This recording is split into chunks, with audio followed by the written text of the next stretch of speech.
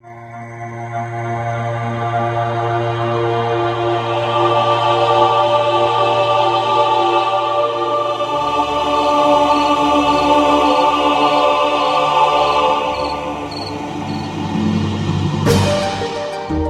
is lesson 3 of A Witch's Primer, and this lesson is on the elements.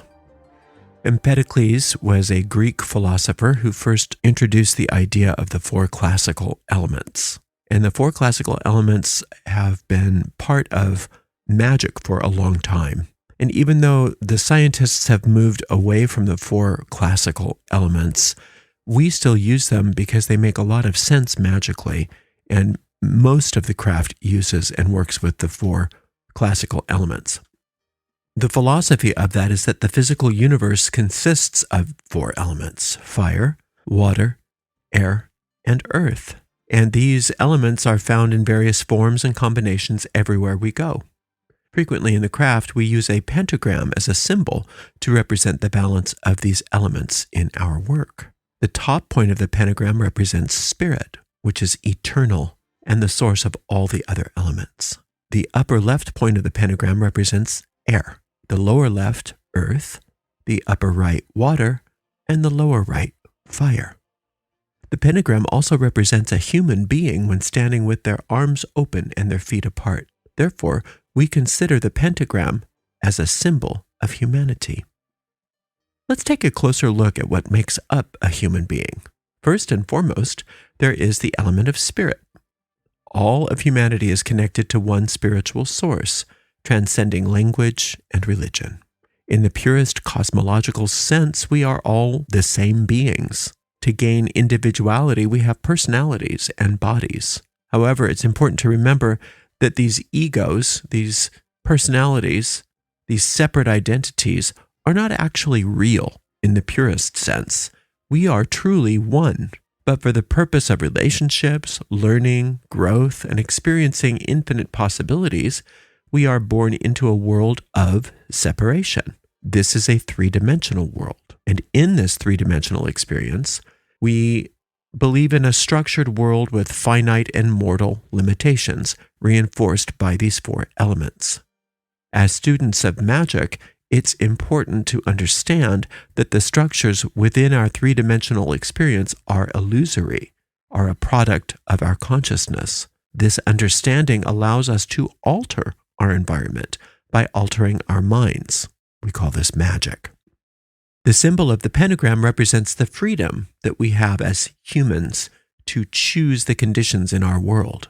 Our world is a construct of spirit or consciousness. This freedom is perhaps the main reason why the pentagram has been declared a symbol of the devil. As humans, we've always been afraid of our own power and our own freedom, and have persecuted those who have demonstrated power and freedom on any significant level.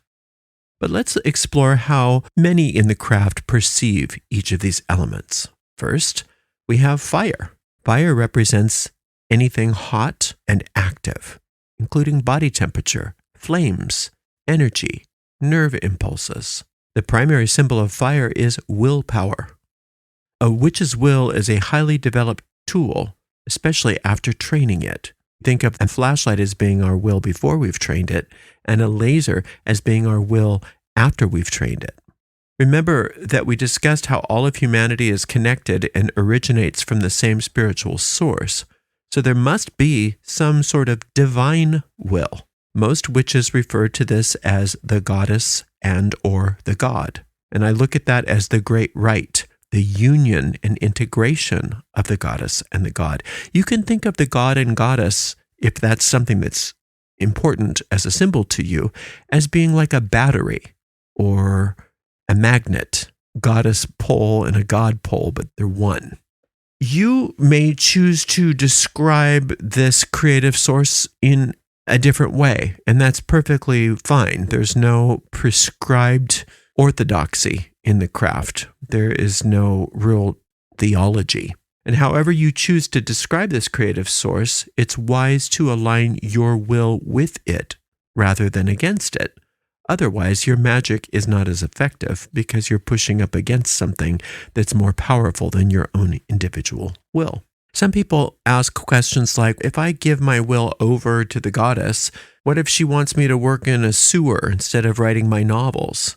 Just think about that for a minute. If you're thinking of this higher power as the goddess, and that her will is perfect, if that's how you're conceiving it, don't you think that she would prefer someone who enjoys playing in the mud, to dig the ditches and to play in the sewer? If you have a true calling, heartfelt desire, or talent for writing, wouldn't she prefer you doing what you're here to do?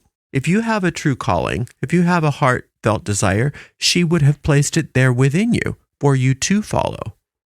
One of our most famous invocations in the craft that was written by Doreen Valiente is called The Charge of the Goddess. And in it, there is a line that states, "You'll find me when you reach the end of desire." Doing the will of the goddess is finding the end of your desire because she put it there for you. It's like the story of Ariadne in the labyrinth. There was a thread for her to follow so that she wasn't lost in the labyrinth. And your true callings in life, the things that you love, the things that you're attracted to, those are fiery will of the goddess connecting with your will, pulling you through this illusion and into where you need to be. Doing the will of the goddess in this way is not always the easiest path. For instance, if you are a dancer, you may need to work very hard training every single day to perfect your art form in order to do her will. You may have to say no to the chocolate cake. You may have to learn to distinguish what is on the path of your will and what is thwarting that will. Eventually, we learn to distinguish between our true will and the will of that small, separated mind, frequently called the ego. Our addictive and our neurotic patterns are not the will of a loving mother or a loving father or a loving creator. Our healing is their will. In programs like Alcoholics Anonymous, it is frequently emphasized that our will is what led us to get into trouble in the first place, and that only a higher power can return us to sanity. They're saying something very similar to what we say, and that is, when we find our true will, we're finding a will that is connected to that force that is the driving force behind all successful magic, whereas that small will is frequently at odds with the force that is the source of success in all magic. So we want to learn to differentiate between our small, separated hungers, lusts, etc., versus our higher will and our true callings in life. This doesn't mean that our personal desires are bad. We simply observe that the goddess makes flowers grow, and gravity keeps us grounded, among other things that humans can't do for themselves. Can you create a person? Can you create a galaxy? Can you create a flower? I know I can't. And that same force that has that ability to create flowers and gravity and put the planet on a course around the sun is the perfect place for us as individuals to place our will. When we align with that will, we discover our true purpose and our true function, and it's so much easier for our magic to manifest. And it's interesting that a lot of the small little wills that we thought we wanted so desperately either come so easily to us when we align with this higher will, or they just stop being important to us. If the great goddess is the idea for you of what this higher power is, you could say, "Great goddess of all that is alive, my will is for," and then state your purpose. And I give this over to you and allow your wisdom to create the changes in my life that you know are right for me. Let me serve you and the craft, and let all my talents that you've given me be used in your service so that the earth can be healed of all misery, war, pollution, and we can become whole again in you. This is my will, so mote it be. Maybe you had that will for a promotion in your job. When you align that will for a promotion in a job or for a new job with the higher will like that, it's not that the goddess is going to say, "No, you can't have a job." It's more that, "I have a really great idea for a job for you. Let me show you." And then you'll be guided. You'll be led. Things will manifest for you in a way that you could have never dreamed of had you not cast that spell with the intention of a higher will coming in to assist you rather than you doing it all by yourself. If you start with your will in the right place like this, you will always be content, abundant, and joyful in your magic. I have observed many mothers, some displaying great skill and patience, and while others maybe don't possess those qualities so well. Yet all the mothers that I've ever encountered seem to possess something special. There's a certain spark, glow, tenderness, and love that surpasses all other aspects of their personality, especially when their baby is newborn. Now, even if these mothers are flawed and imperfect human beings, but they still possess this kind of love, imagine what the perfect original mother must be like. If the perfected or archetypal mother is the source of all love, do you think that she would reject someone just because they're struggling? Of course not. When a young child falls and gets hurt, the mother doesn't scold them, but instead offers comfort and healing.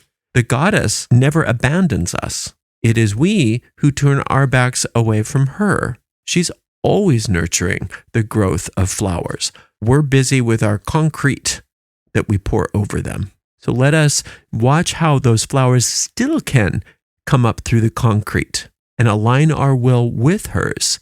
And then our magic will serve as an extension of the very source of life itself. The element of fire then holds a very sacred place in building our will. We have to build our personal will, but then we also have to align that personal will with our true will, the will of our soul, our true calling in life, which is always in alignment with that greater will. The sacred direction of the element of fire is the south in the magic circle. The next element is water. Our bodies are made of about 90% liquid, making this element very important for us. The moon influences the tides and the ebb and the flow of the large bodies of water. It guides us, therefore, through cycles in our own life, being that we are mostly water. This is why the moon is a symbol of our mother, and it has been for so long. It's senseless to go against the tides. The moon is there to serve us, to help us. Water represents our emotional self, our inner self, our feelings. Many of us were raised to suppress our feelings and to avoid expressing pain and anger or even excitement. And it's no wonder people try to resist the flow of the goddess. Emotions are energy in motion through the body, magical energy that we can harness and use. When we close ourselves off to our feelings, we're closing ourselves off to this sacred energy, this power. This is our power that we are closing ourselves off to when we refuse to feel our feelings. This is why it's so helpful and sometimes necessary for witches to work sometimes with therapists or people that can help us to get in touch with our feelings when we have trained ourselves away from feeling what we're feeling for so long. It's so important for us to give ourselves permission and support other people in feeling what they're feeling and being at one with their emotional body, their water body. The sacred direction in the magic circle for water is the west. The element of air is associated with the mind and with the intellect. It encompasses our ability to analyze, to create, to memorize, to formulate concepts and hypotheses. Our breath is our most immediate connection with this element. We can survive without food for weeks, water for days, but only minutes without air. The breath serves as a bridge between the spirit and the body. Various types of breathing, like as taught in yoga and other disciplines, are excellent for relaxation, rejuvenation, and for tuning us into our beings, our inner selves, our minds, our emotions, and getting us in touch with our bodies. Any kind of deep breathing helps us to have clarity and grounding and focus.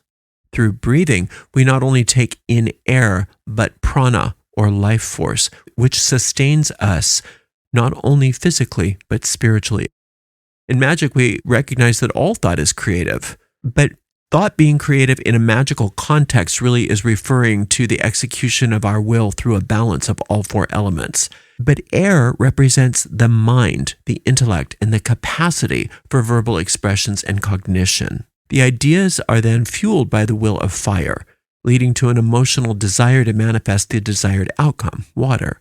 And finally, the form is manifested onto the earthly plane. Air also encompasses various intellectual capacities such as creative writing, musical composition, debate, discussion, and more. The sacred direction in the magical circle of air is the east. Finally, we come to earth. The element of earth is sometimes the easiest of the elements to contemplate because it represents physical form, solid matter. All solid matter is considered earth in a magical context, including our bodies. It's interesting to note that many Americans take better care of their automobiles than they do their physical bodies. Our bodies are our most valuable material commodity. Without a body, the rest of the physical universe becomes meaningless. That's why most traditions of the craft emphasize nutrition, exercise, and caring for our bodies as an integral part of their trainings and curricula. We've been given the gift of owning the most sophisticated machinery on the planet, and yet we often take it for granted. So we can start by loving our bodies and being grateful for the awesome power and intelligence by which they were designed and created. Just take a moment to examine your lifestyle. Are you mostly engaged in activities that contribute to your body's aliveness or to its destruction? How do you feel about your body? Instead of focusing on its flaws, let's just take time to appreciate and be grateful that we have bodies that work on any level at all, especially on a level that allows us to listen to this lecture and contemplate these things in the first place. It's important to note that the element of earth doesn't represent solid matter in a strict sense, because as we study molecules, atoms, and subatomic particles, we realize that all solid matter is really waves of energy. There truly isn't solid matter. It just appears that way. All life is energy, so even inanimate objects are alive in this respect. In the craft, the goddess and the god are often depicted as earth deities, representing the father and mother of the living earth. All matter is alive. Everything that is alive is sacred. Therefore, all matter is sacred. The direction in the magical circle associated with the element of earth is north. When we explore the concept of the so-called order of creation, we observe that it begins with spirit, an indestructible essence. Spirit needs the will to create, fire. This will requires an emotional desire, water. It's important to note that fire, being the first element, must create its opposite to exist in a three-dimensional dualistic world. From the desire to create, the spirit's will gives rise to the formulation of an idea or plan, and that outcome is witnessed in the material world. You can think of it as the fire is the first outward expression of will, and it immediately creates its opposite so that it can exist in three-dimensional form. Fire and water relating to one another creates steam or air. As the water is boiled off, what is left is earth. So you could say that the process of all creation is a form of distillation, a type of alchemical process. The pentagram serves as a helpful reminder of our essence and our composition. Most witches display or wear a pentacle with a top point facing up, signifying spirit at the top. This serves as a reminder that we are fundamentally spiritual beings inhabiting a world of form. When the pentagram is inverted and spirit is pointing down, it's come to be called an evil symbol, but I don't see it that way. The pentagram facing down in the old craft was known as an earth pentagram. And very frequently, it's used in banishing and removal type operations. However, since so many people have such a negative connotation to the inverted pentagram, most witches just don't bother with it. If you're registered for this course, we have some handouts that you can download. It's all free. You just go to arielgatoga.com/AWP. arielgatoga.com/AWP. And those class handouts include some tables of correspondences for the elements. I recommend that you review them and consider how you might start to depict the elements on your altar. And it's a good idea when you're working with your altar to have all four elements depicted in balance on your altar. You can have something as simple as a candle for fire, a feather for air, a chalice for water, and a pentacle for earth, or even a plant or a dish of salt for earth. The possibilities are endless.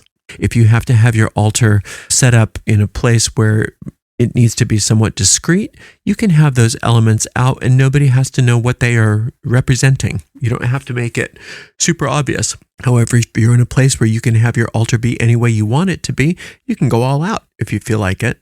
So for your homework this week, you'll notice that there is a recorded meditation for the elements in a witch's primer. So I'd like for you to take some time this week and listen to that meditation, even if you've already listened to it before, and start to get that feeling of having a balance of the 4 elements. As you start to build your magical power, we will be getting into each of the elements separately soon, and you'll be working with each element as you're building your magical power. This week, get familiarized with the elements, get them represented in balance on the altar if possible, and get ready to flex our magical muscles as we move farther into this training. Thank you so much for spending some time with me today. I hope you're enjoying this. Until next time, blessed be.